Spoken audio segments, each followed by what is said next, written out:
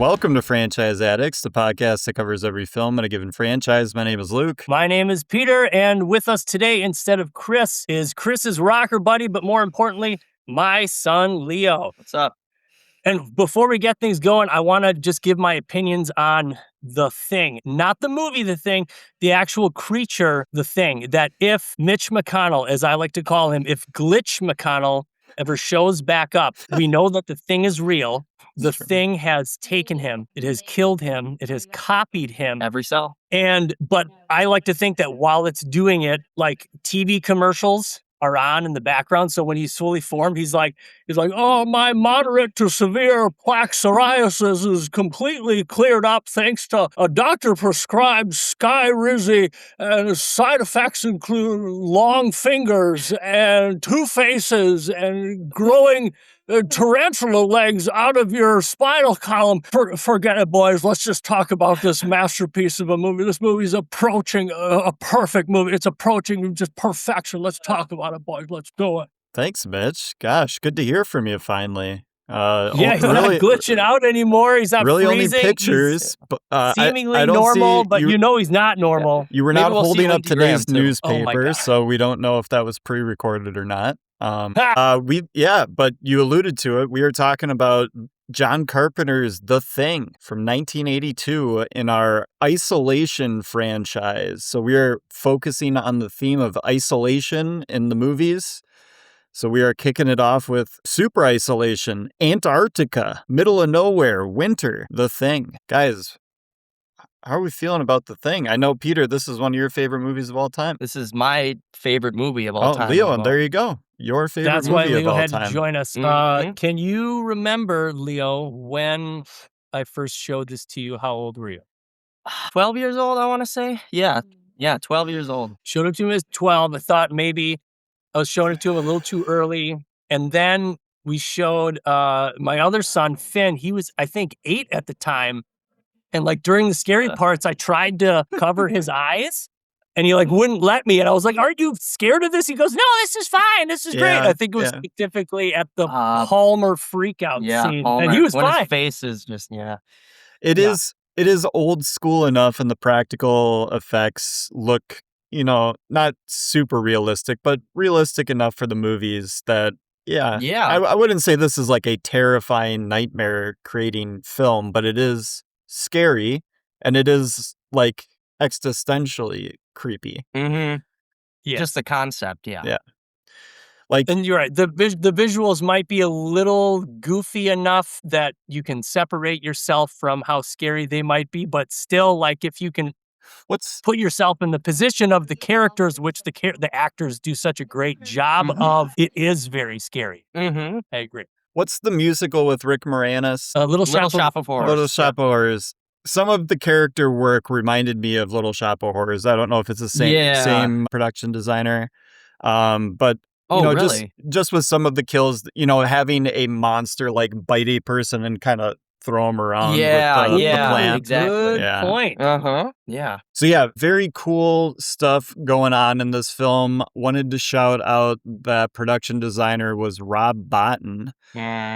He was 22 years old while he worked on this film. Apparently, he essentially lived at his job for a full year, creating all of the design work and all that sort of stuff, and was hospitalized after he finished the movie because of stress, or lack of sleep, all that stress, all that sort of stuff. But Rob Bottin, what were you doing at 22? He was making the character design for The Thing. Leo says it was worth it. The poor man, Rob Bottin, it was worth it for us to experience such a thing. But nowadays, they just have slave computer graphic artists working into the wee hours of the night to create, infinity endgame final action sequences. And there's essentially just sitting on Photoshop color correcting things so that they can kind of blend the CGI into the background. Yeah. Right. Yeah. But the work is all there in terms of modern cinema CGI versus practical effects, but just you can't beat those practical effects. I think it's one of the standout kind of legacy things from the film. Obviously, John Carpenter has gone on to make, this was in the middle of his career, but had made Halloween already. This is his favorite movie. He claimed that he had ever made. So this, when you ask John Carpenter which one of your films are you probably most proud of, you'd probably say this film. And I think for it to be kind of a flop, just based on the time when it came out, we can talk a little bit more about that. Yeah, E.T. came out 2 weeks before. Blade Runner was the same weekend, released the same weekend.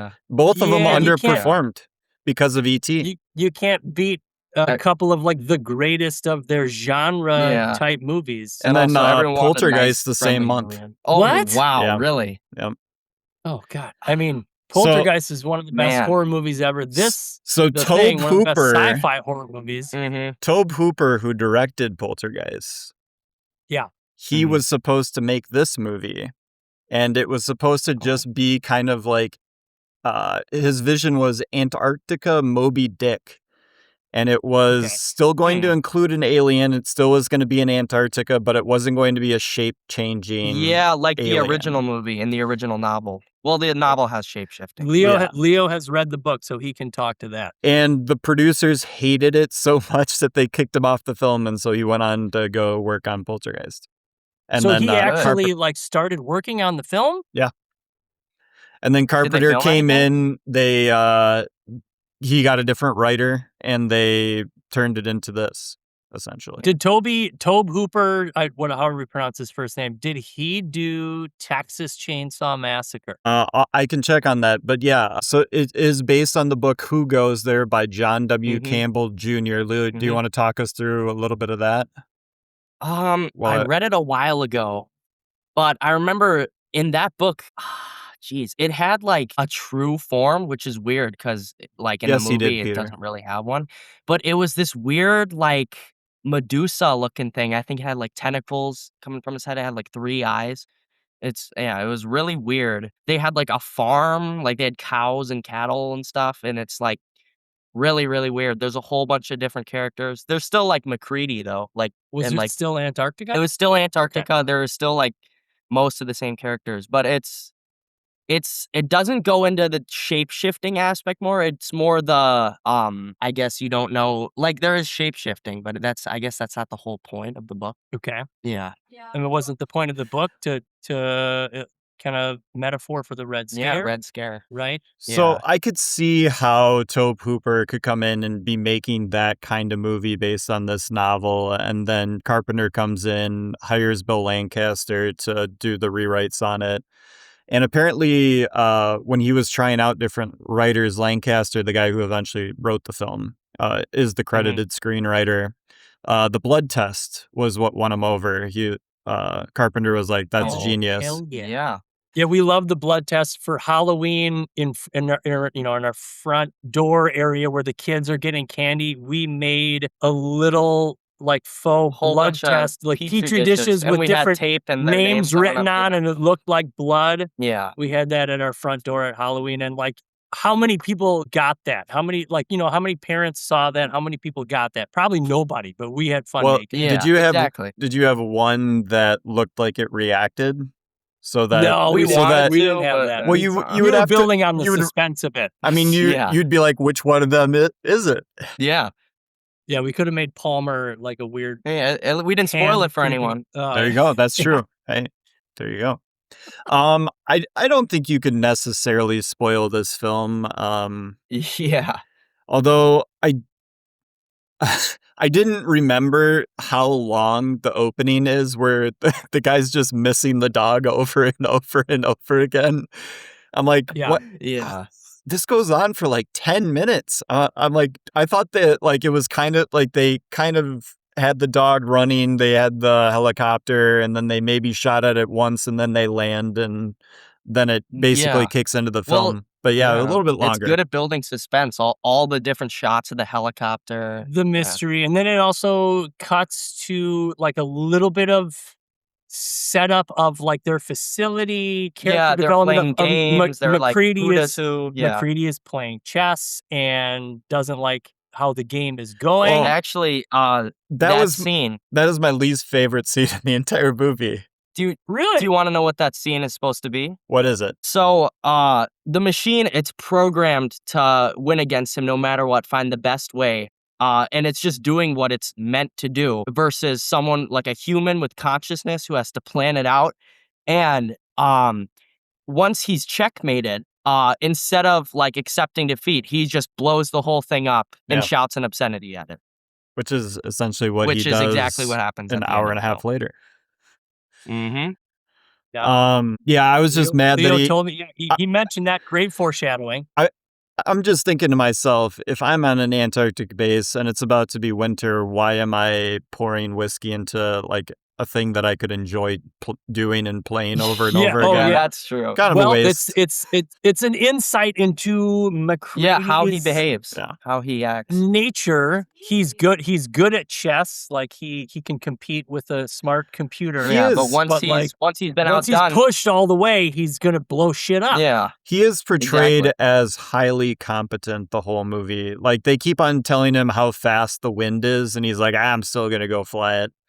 Yeah. So like you're reinforced over and over. Like so when he eventually takes the lead and stuff like that, and like you can see why the guys respect him, and he can actually like get what he needs to get done.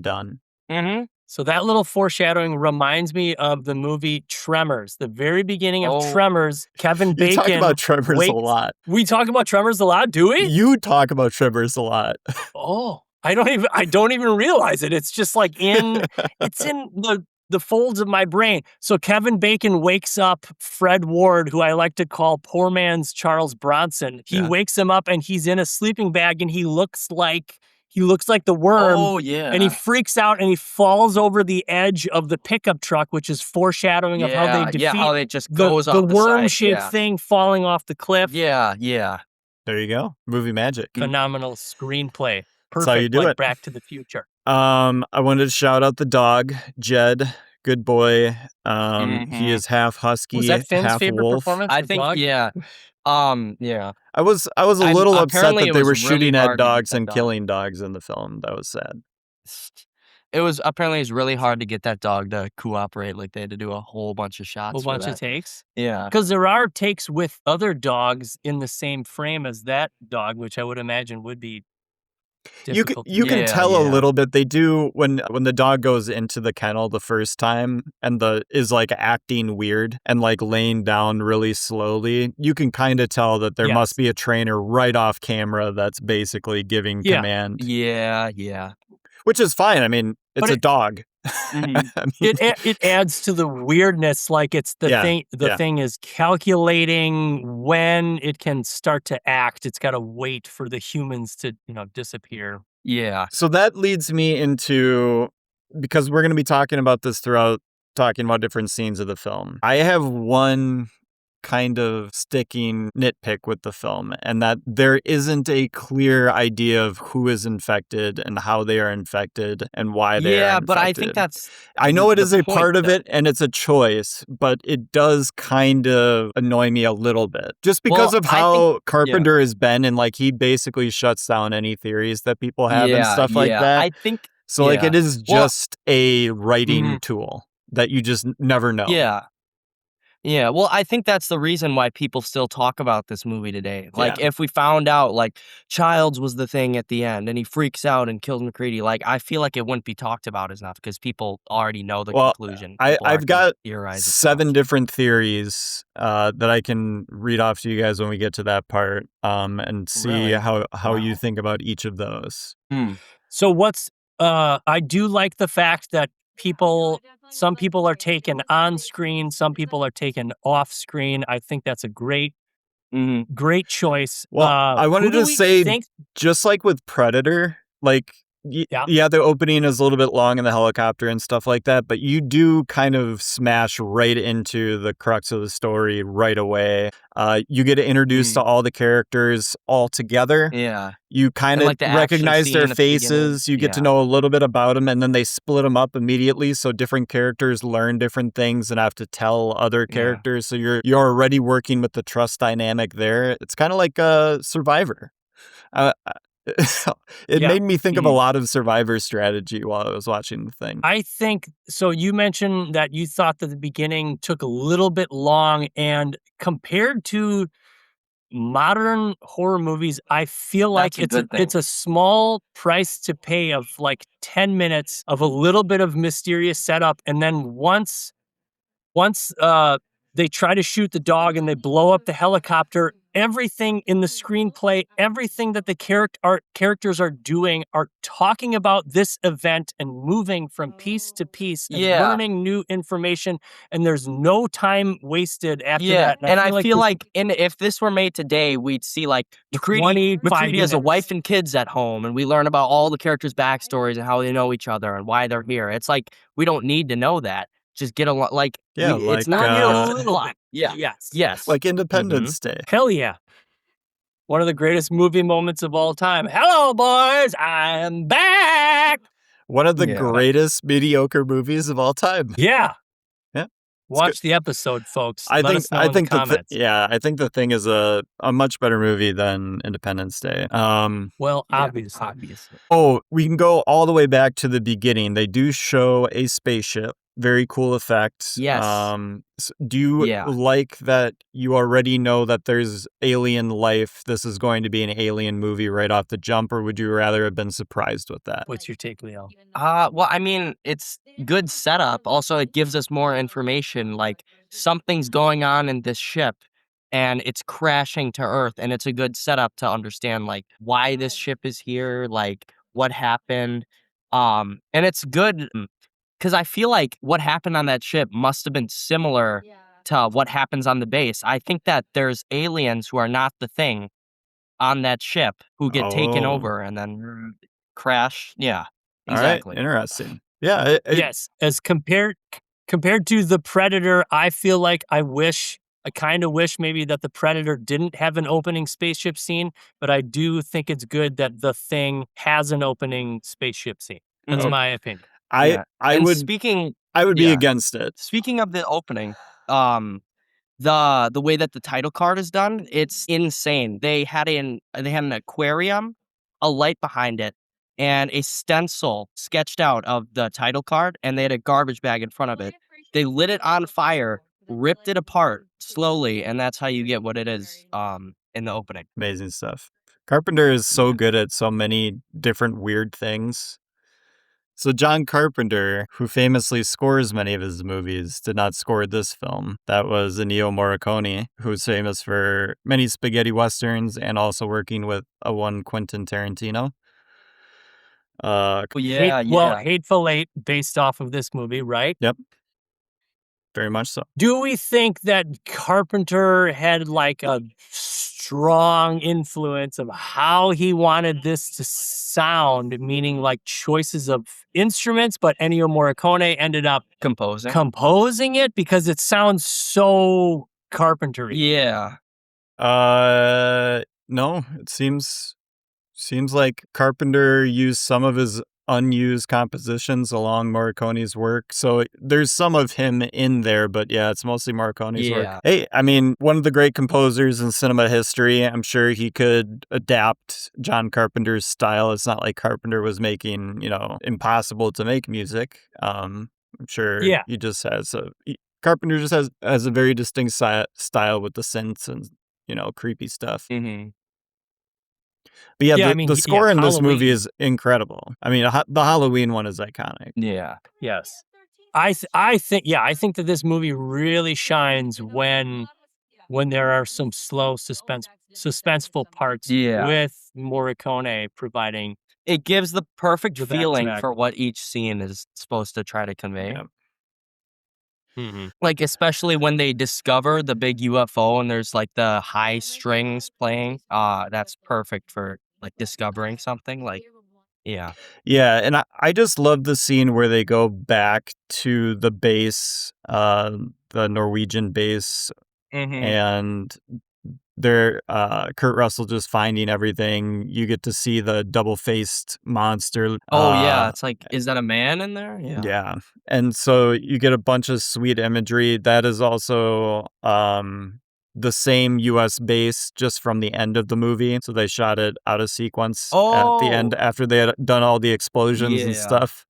At the end with the U.S. base, they just reshot them and said it was the Norwegian base. And they set up everything differently. Because obviously the thing, when it gets into these environments, does the same thing over and over and over again. It just destroys them. Yeah, it's like a program. It does the exact same thing. And it is, I mean, it is also like a metaphor for, loneliness, for cabin fever, for being stuck with a bunch of people that, can start grinding your gears. You can get suspicious of each other, and all it takes is one accidental killing turns into an all-out war.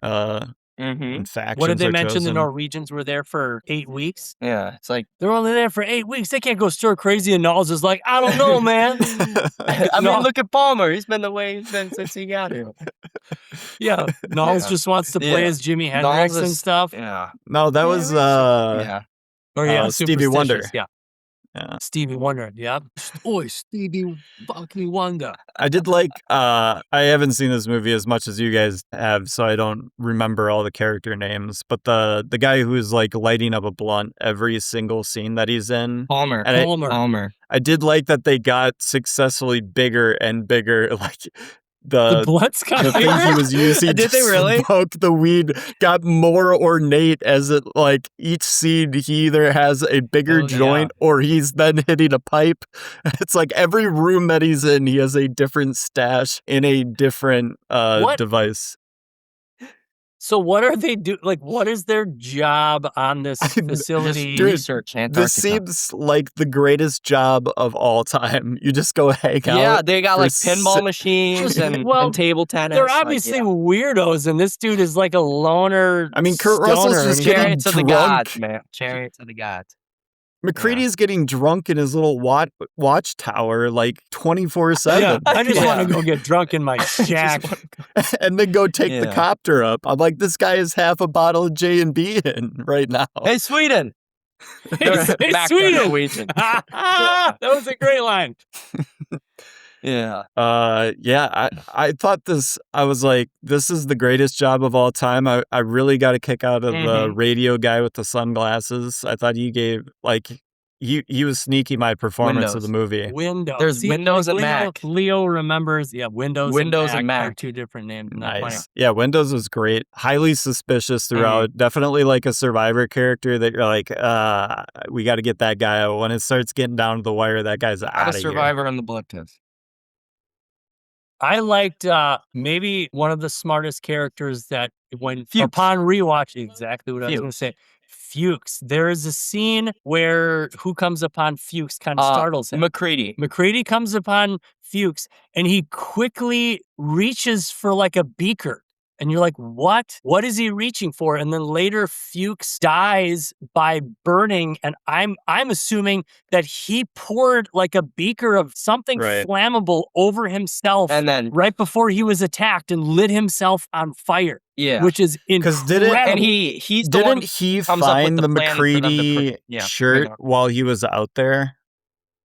First, the McCready, like laundry. Wait, was that him? Wait, maybe I don't remember if it was him, but someone does, yes. And he comes up with the theory that it rips through your clothes, and he also tells them, I think that was Fuchs. Because he's the one where the light turns off on him, right? And he lights the flare and walks out. Yes. Yeah. And he goes and then out he goes. He finds McCready's torn shirt, and it looks like he was gonna go tell. And then you find that he like flamed himself. Yeah. So the thing took McCready's clothing and ripped it up to like sow distrust amongst the crew. Or McCready was always the thing. And that the things are multiple and they also don't like each other. So they're trying to trick each other too. Oh, wait, really? Well, let's just say that the thing... Because it can be multiple. It could be multiple things at the same, like individuals. We don't understand how its mind works. Does it think of itself as an individual, or anytime it breaks off and inhabits another thing, is that its individuality, or is its consciousness spread out between all different parts no matter what it's infecting? I think it's like, what's the type of jellyfish? Man-o-war? Man-o-war. A man-o-war isn't like one organism. It's multiple smaller organisms that come together and have a system with each other. And I think that the thing acts the same way, except it's on a cellular level. Like each cell is a one-celled organism, and they all act together to create this illusion that it's... Wouldn't it make sense that if an infected host would think of itself and its preservation higher than that of another thing that is fully infected too, and therefore they are also trying to manipulate other infected people into thinking in whatever strategy that they have devised to keep themselves concealed from the human and further on, them spreading the virus essentially. Although that doesn't seem to be... They can't sense? But they could. Can't sense that another thing is a thing? But they would also be outing themselves. How would they prove it? Without being like, I'm the thing, therefore I know that is the thing. This is why this movie is possibly one of the most, I don't know, if not like the most rewatchable movie I've ever watched. Well, it's because it has an impossible mystery in it. It has an impossible mystery. It's designed that way by the writers to have things like what you are saying. Things happen off screen that you cannot know. Tricks from John Carpenter. The first human that encounters the dog is played by a crew member. It's not played by any of the actors. Not by an actor, so you can't figure out their silhouette of their hair or their hat or whatever. Like, it's like genius level construction. Yeah, and all to the ends of endless theorizing about what is and what could be and why you think that certain thing. I mean, there obviously are multiple people infected at the same time. Like, that just is the case because when they're doing the blood test, when the one guy, like, they still test the other blood after that, don't they? Yeah. Like, they aren't like, we found the one thing. Yes. They also assume that multiple people could be infected at the same time. Yeah. They're smart. Yeah, and I think another reason why this movie is so good is because most horror movies, the only way the plot can progress is if the characters are stupid. Like, whatever the main antagonist or threat is, the only way that it succeeds throughout the movie is because people are stupid. But the thing, it's undefeatable, so no matter how smart the characters are, it's still going to win. And these guys are hyper competent. Like, they're coming up with stuff pretty rapidly, different blood testing. Yeah. I mean, the Kurt Russell idea is like, it makes logical sense. Sure, why not? And so, I mean, these guys are all making probably the best possible choice that they could make with the pressure, with the timing and stuff like that. The thing, like the computer game, just knows how to checkmate them all the time. Like, they can do whatever they want. They're still going to lose. It's like the thing getting ahead of them and destroying the blood storage. I think that was Palmer or Norris. That's what I think. Yeah, I still don't know about it. Yeah. I think all of them are infected. Okay.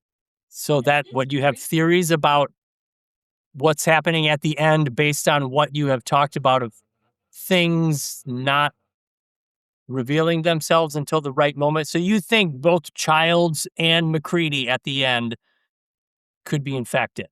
Frickin' A. What were we talking about? Oh, we're talking about, do you think that both Childs and McCready could be the thing, infected? I think everybody's infected. You think everybody's infected? I think neither of them are infected. I agree. I think that it's a great mystery, but I think neither of them are. People talk about the Jack Daniels or the Jim Beam that he's drinking.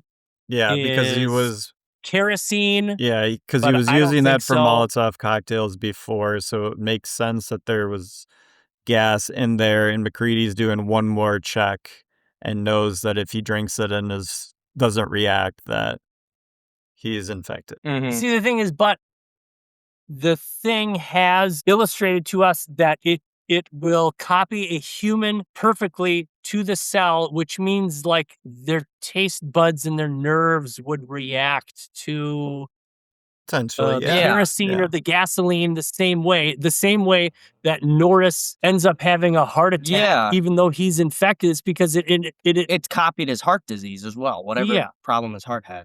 That's why I think they're all infected. I think that the different hosts are responding in different ways because they want to be the last one. They want to be the one that then perpetrates the future of it taking over. I did like the AI while it was getting questioned. And it's like 127,000 hours. That's how long it would take if it hits the mainland. Yeah, and the cheesy how the cell takes over. I've only got what that makes me believe, and that's one of them. What it makes me believe is that it is incredibly infectious. And that is why the doctor guy is just going nuts. He's like, we're all infected. Like, this is over. Like, 127,000 hours for it to span the globe and infect everybody at a lethal level. Right. It would be so fast. Yeah, he watches the whole presentation on how fast, and then he immediately opens the drawer and grabs the gun and starts just messing stuff up. Yeah, because he was just like, this faster than the wind. Wow. Yeah. So I have led to believe that they are all infected and, they're just presenting in different ways. Or we don't know how long it takes for that full process to fully happen because it happens in multiple different ways. Like there's the one where the guy is like transferring it by like sticking his fingers in his face. And sometimes it's into Gary's face. Yeah. Sometimes it's because they're like getting sprayed. Sometimes it's because they're getting tentacled. What about Clark or Copper? Because Clark gets bullet to the head. Copper gets his arms, chopped off. Like, why wouldn't they react as a thing and try to like it can't die like That's that? true. Like the thing, That's true. Like the only way to kill it is fire. It's true. I just don't know how infectious it is at the rate that it was infecting those guys, how it could then, if it got to the mainland, infect everybody in 127,000 hours.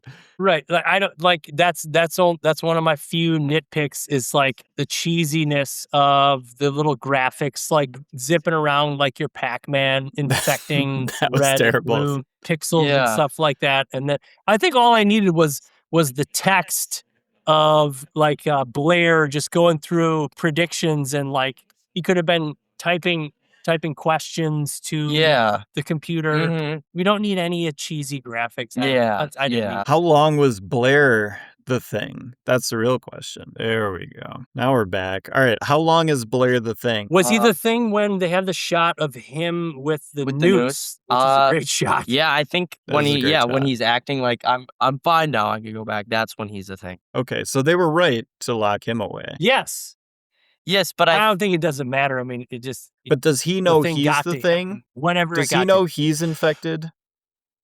That's another good question. When it infects you, because it copies all your memories, right? If it's copying all your cells, it's copying your brain cells. So you're gonna have the same brain. I mean, now we're talking about a materialist worldview of consciousness. I mean, that's not a given. Philosophy hasn't decided that yet. Do you believe that consciousness is outside of the material mind? Right. Impossible to know. Yeah. Yeah. Eventually, which is why when they're thinking of like what could you ask? I think it's the Keith David character says, "What could you ask me that only I would know?" And it would prove to me, and they really can't come up with anything, which is why they end up going to like a more physical, like what can we actually instead of like having to worry about it tricking us always.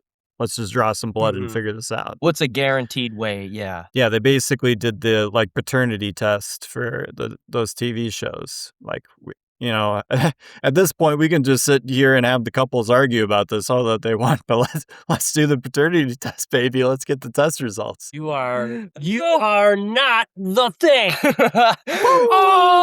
So, all right. So either no one is the Thing at the end, or they're all the Thing. I have some other So there is the breath theory. So that is that the thing wouldn't have the vapor coming out of its mouth. It would. Why? Why wouldn't it? If it's copying you, it's copying a warm-bodied thing. All right. So that is one of the theories that points the finger at Childs, because it does appear that he is not producing as much fog as MacReady. Well, he doesn't have as much light on him, right? I think that's it. I think it's a matter of the lighting. Yeah. There's also the eye gleam theory, which cinematographer Dean Cundley claimed that he and Carpenter established a through line where the thing, when the camera was on it, its eyes would glimmer in a certain way. And apparently MacReady, his eyes are glimmering. So MacReady is infected. I'm pretty sure it was only for the blood test scene. And also in Palmer, in the blood test scene, it's only that one shot. Because in that scene, there's a shot where he has the gleam in his eye. Yeah, we were watching carefully. Yeah, it's just the one shot where they're going to each person and he doesn't have it. I think that's the only Carpenter time. has shut that one down. He has said that's not a thing. Okay, I don't know what this guy's talking about. See, we were right. Yeah. There you go. The Scotch bottle test, we've talked about that one already. The kerosene filled Scotch bottle, see if Childs reacts when he drinks it. There's the MacReady was the thing all along. So as soon as he comes back with the dynamite, he is in fact infected, and then orchestrates everything else to kind of make sure he's the last one standing. That's a good theory. That's one of my favorite parts is when he goes, I cut the lifeline and let him out, and Knowles is freezing, and you must think that MacReady is going to die out there. The performance of these two of my favorite shots is amazing. Two of my favorite shots, the one where he comes in from the cold and he's all wind blown and just looks crazy. And then he's all shivery. He's in the dark room and he lights the flare. I mean, that's cinema right there, baby. Nothing is better than that. And he's holding it with the TNT, acting like he's Mel Gibson in Lethal Weapon. What does he say in that scene? F you too? No, that's not the scene. Oh. The one where he comes back. Oh. I'm a real light sleeper. Oh, yeah. I'm a real light sleeper, Childs. Yeah. Another theory is the thing already won. That's the theory that the thing wanted to be refrozen into the ground. That was its end goal, essentially, to end up like it was previously, and just wait for another team that it has a better chance of getting onto the mainland with. In the Thing video game, apparently, I'm not sure if this is 100% correct, but I'm pretty sure Carpenter said that was canon. And in that game, you play as the rescue team for Outpost 31, and a whole bunch of stuff goes down. So the ending is two men that already know they've lost. It also works if they think they're both infected, and it doesn't really matter.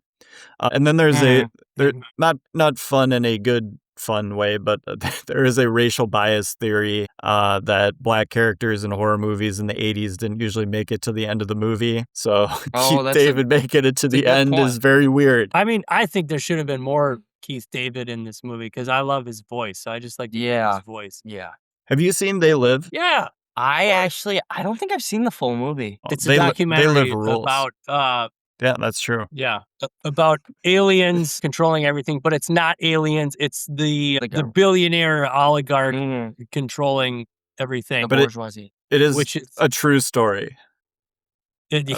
About chewing bubble gum. And it's got it also has the greatest back alley, no holds barred street fight you've ever seen.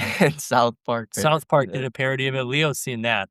Yeah, it's an incredible fight scene. Keith David's involved. It's really cool. I do want to shout out another John Carpenter movie that's not my favorite John Carpenter movie. The Thing is my favorite John Carpenter movie. However, Prince of Darkness has my favorite shot in all of horror movies. And it's a part where a woman tackles this would-be Satan vessel, tackles her through this liquid mirror, and she tackles her through the mirror, and then as she's floating in the watery mirror, she's reaching back to try to get back to the normal Earth side of the mirror, and she's floating in water and darkness and light, and she's reaching back and doesn't make it, and it's the best shot in all of horror in a movie that's not the best movie, but best shot I've ever seen. You did say that, and I immediately started going through the Rolodex in my head of best shots in a horror film, and I will tell you that the first 12 that went through my head were all from The Shining. First 12? Damn! So, yeah. I mean, I think that The Shining is, like, unassailably the greatest horror movie of all time, like, period. Greatest? Everything else wishes it could be that movie.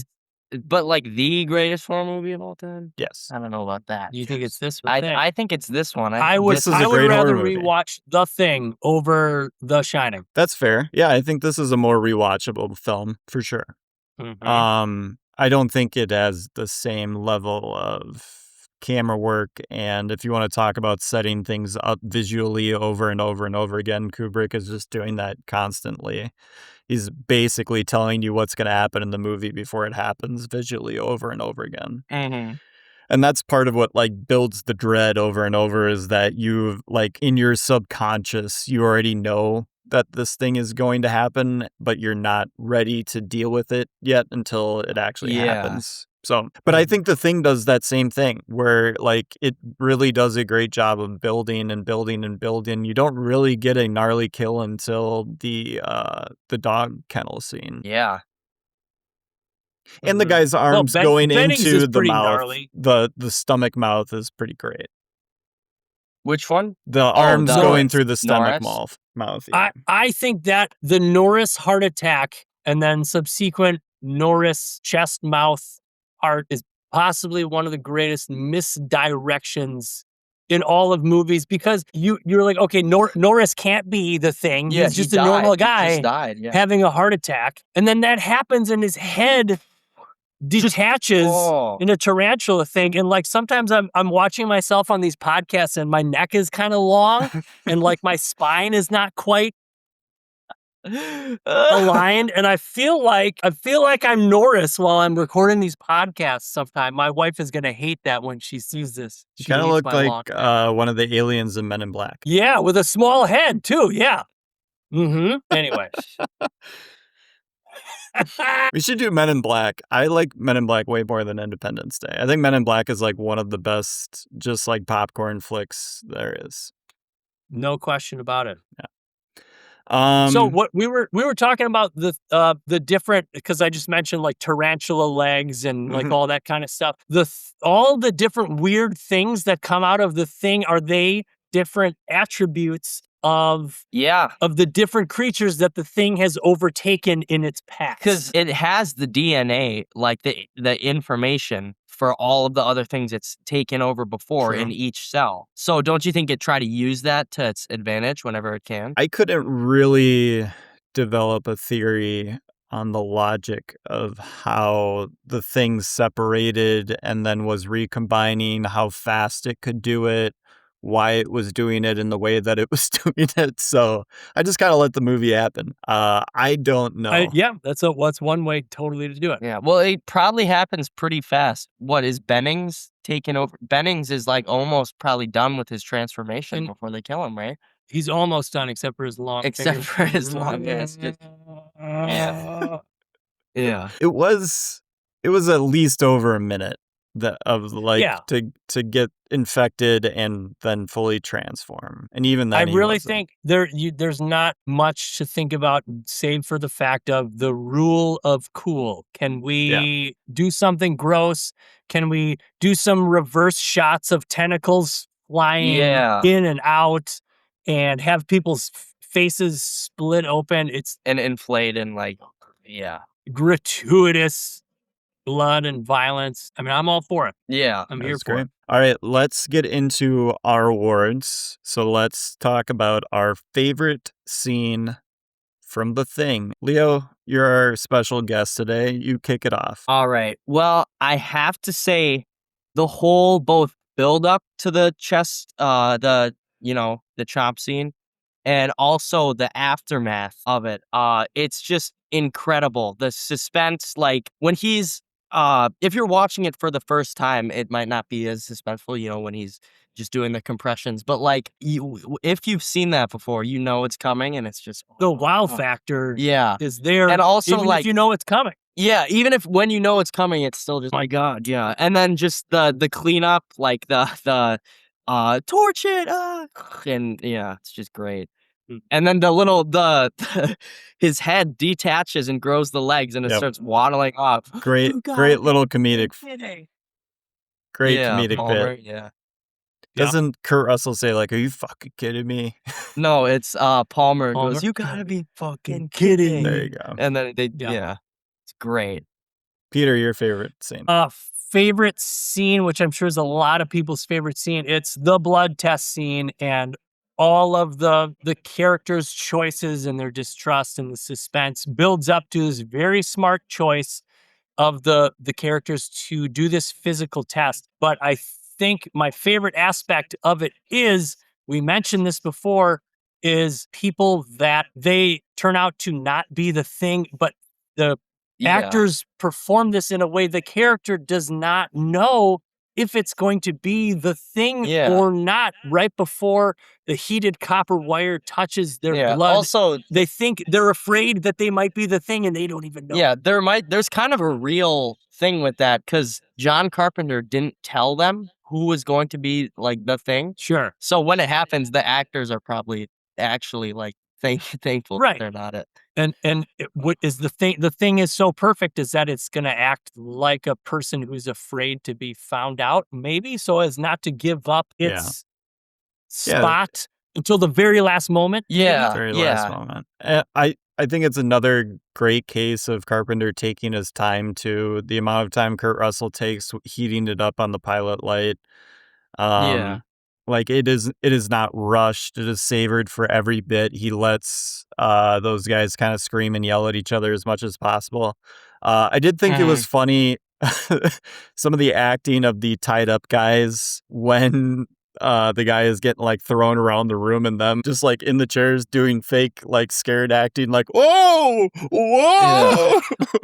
Well, actually, that scene, you can hear some clear audio, like it goes from one audio to the next and it cuts and it's not smooth. That's because when they saw the practical effect for the first time, they were so shocked that they didn't even react. They were just looking at it in awe. They weren't screaming. So they didn't give the performance that Carpenter wanted. Yeah, so they need to go and refilm them screaming and thrashing around. That's funny. That was very, I got a kick out of that. My favorite scene, I already gave it away. I love when Kurt Russell, he starts with the banging on the door, hurry in, and just everything from there with the threatening of the TNT and blowing everybody up unless they start listening to him, which then leads into the copper scene. That might be my second favorite scene. Yeah, is when Knowles cuts him loose and then McCready returns all frozen. I think that's all. The Knowles performance is great too, with him just like kind of sitting in like a child's pose, kind of just like, I don't know what to tell you. I cut him loose. Yeah. Mm-hmm.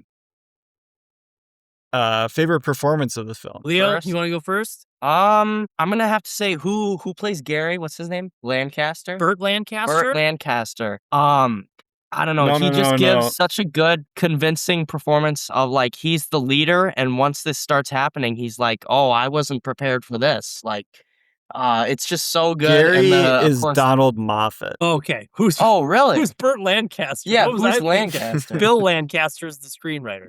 Yeah. I don't know. Burt Lancaster's son. Wilford Brimley is Blair. Diabetes, Wilford. Anyway, Gary, and especially in the blood test scene.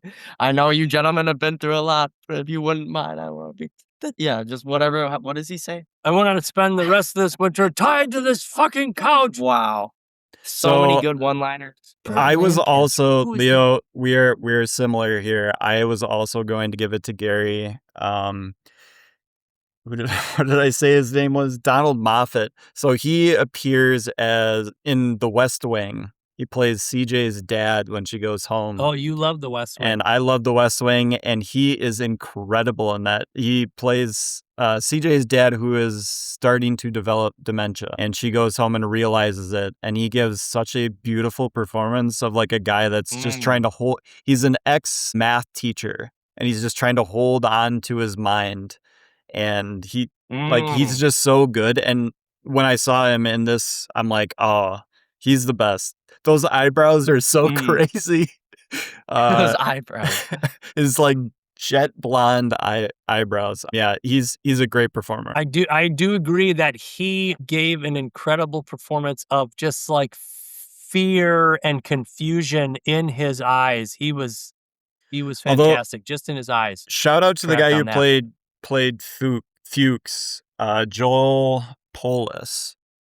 Who memorable? I was thinking about putting him. Very memorable face, and unfortunately his character dies pretty early on in the grand scheme of things. But yeah, I thought he was good in every scene he was in up to there. The scene with him and Kurt Russell in the helicopter where he's like being super serious and Kurt Russell's like, yep, all right. I believe Kurt Russell just wants to go back and get shack and get drunk.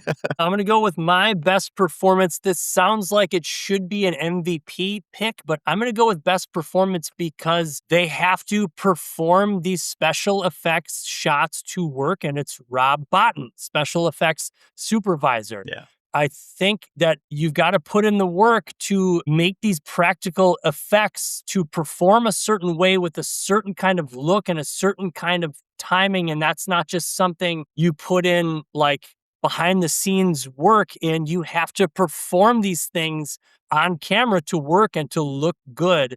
And I think that the special effects are the cherry on top of this glorious movie. All right. And then finally, our MVP. Peter, how about you kick us off with your MVP? Or Leo can go ahead.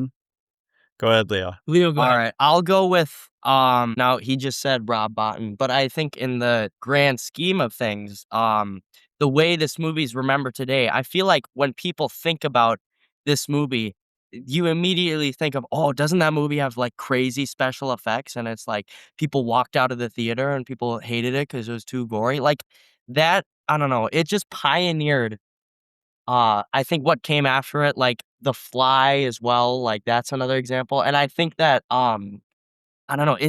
They're insane. Like you look at it and you just can't believe that that's real. That's a real thing that's being filmed.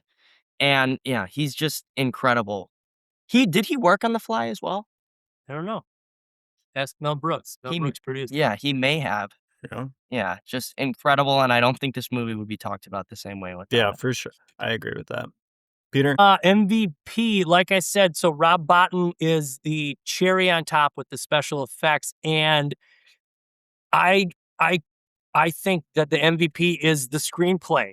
The pace. I'm also going with Bill Lancaster's screenplay. Bill Lancaster. The pace of these characters' choices and the situations that they encounter and the choices that they make. Like I said, you've got 10 minutes of a little bit of setup with some characters. You've got mystery from that point forward. After that, it is a sequence of events that make sense all the way through, and I'm not bored by filler garbage. Not for one. It flows 1 minute. So well. Yeah. And that's my MVP is the base of this movie is the suspense, the distrust, the paranoia of the characters. Bill Lancaster. I was also going to give it to Bill Lancaster for MVP, but I'll give my honorable mention MVP to Kurt Russell. I think it's a great leading man performance. He is solid all the way through. I think the writing does help him. I think it's just a really well-written lead role spot. Makes him a complicated character all the way throughout. He's super hyper competent in everything that he does, yet still makes mistakes that seem very natural for a person of his competency to make, while also surviving, outlasting, outwitting, outplaying, and makes it to the end. But yeah, I think it would be weird to see anybody else in this role. I think he just kind of works as that kind of, drunk pilot guy with the long hair and huge beard that also when the shit hits the fan becomes the biggest badass in the world. Yeah.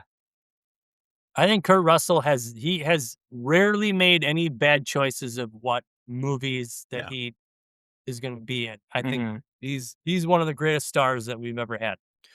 One of the all-time voices too. I love listening to him talk. Like him and what do we say about our Alien episode? He was one of the first experiencers of the Phoenix Lights. Yeah. UFO sighting, 1990s, Phoenix, Arizona. Very famous. Very cool. Well, here's the big time, guys. Your rating out of 10, Leo, for your favorite horror movie of all time. All right. So it's out of 10. I'm giving it a 10.5 because it does what it needs to do, and then it adds even more. It gives you like even more because like on the surface, it's a good movie, but like watching it, it's like an experience. Like you feel like you're there, and it's just I don't know. It's just such a good movie. Incredibly rewatchable because you can find something new in it every time. Yeah. Okay, for my rating, this is damn near a perfect movie. There's a couple of nitpicks like the cheesy infection pixels, the some of the matte painting on the discovery scene of the spaceship. There's that, and then maybe there's like 5 to 10 minutes with Gary and Knowles and McCready at the end. That's just there's a little bit less suspense than I was used to. Well, they're like when they're setting up the dynamite. Yeah. Well, but like it's barely. If a guy getting fingers jammed in his face is the worst scene in the movie, then it's a good. And that's not that's where it picks back up again. I'm talking about before that. Anyway. Yeah. I'm giving it a 9.6. This movie is incredible. Maybe my highest rated movie that we've ever done on the podcast. 9.6. So is this in the same genre as Alien, the first Alien, 1979 Alien? Yeah. I mean, body horror and sci-fi, suspense, isolation, suspense horror. I do like the interaction between the crew members in this movie being paranoid of each other versus just paranoid of a creature. Also, the movie, it doesn't feel like an alien movie. And that sounds weird to say, but like most alien movies, there's like a whole bunch of sci-fi elements to it. And like there's one creature. threat and it's an alien. Yeah. But this, it feels more like a murder mystery than it does an alien movie. So I would say that, if Alien is its own thing, Alien is a little bit more successful. Alien is probably my favorite movie of this type of genre. I would put them in the same genre. But I think this movie is really close to that kind of, like, I famously think all horror movies are overrated. That they're like, even ask somebody their favorite horror movie and there are at least the next 5 people you could ask about it and they'd be like, it was all right. Like, right. You either like the horror movie or you don't like the horror movie. And then there are some that do stand above. I think this one is one of those that stands above the rest, kind of like The Shining. I'm going to give it an 8.8. I think that's right. I think it's super successful at what it's trying to do, and I think the rewatchability factor, you can basically pop it on whenever and be like, this is the theory I'm going to stick in my head this time and see if it works. Oh, yeah. Because I would like to look for the glimmer for the next time that I watch it and just see what that kind of looks like from a continuity standpoint. And if maybe the cinematographer, because the cinematographer could have tipped that off. Carpenter could have been mad at him for being like, dude, we talked about this. Like, we weren't going to say anything. Why did you have to say something? So obviously I have to go out and be like, no, that's not true. This guy's crazy. Sure. Because I don't think Carpenter wants anybody to know. I think that's the point of the film at the end, is that you don't know and can never. All right, so we have some more isolation movies coming up for you. Next week, I don't believe Peter will be with us, but Chris and I are going to do a weird one, but a good one. And I think it fits the theme. That is Ryan Gosling's Drive, which is about a man feeling isolated in Hollywood, in the LA area, and an action movie surrounding it with one of my favorite directors of all time, Nicholas Winding Refn, who you either hate him or you don't like him. But I think Drive is a movie that most people enjoy that have seen it. So hopefully that'll be a good conversation. It's one of those movies that when Chris and I first started talking about it, we knew we were going to be friends forever. So we will hit you with that. And then Peter will be back for, I believe we're going to be talking about the movie Her third in this. So I'm excited to watch that again. Leo, have you seen Her? No, I didn't. I've never seen them. I don't even know what that movie's about. Joaquin Phoenix falls in love with his AI. It's very prophetic. It was made, like 10 years ago? Yeah, at least. I think it's 2016. I heard something about that.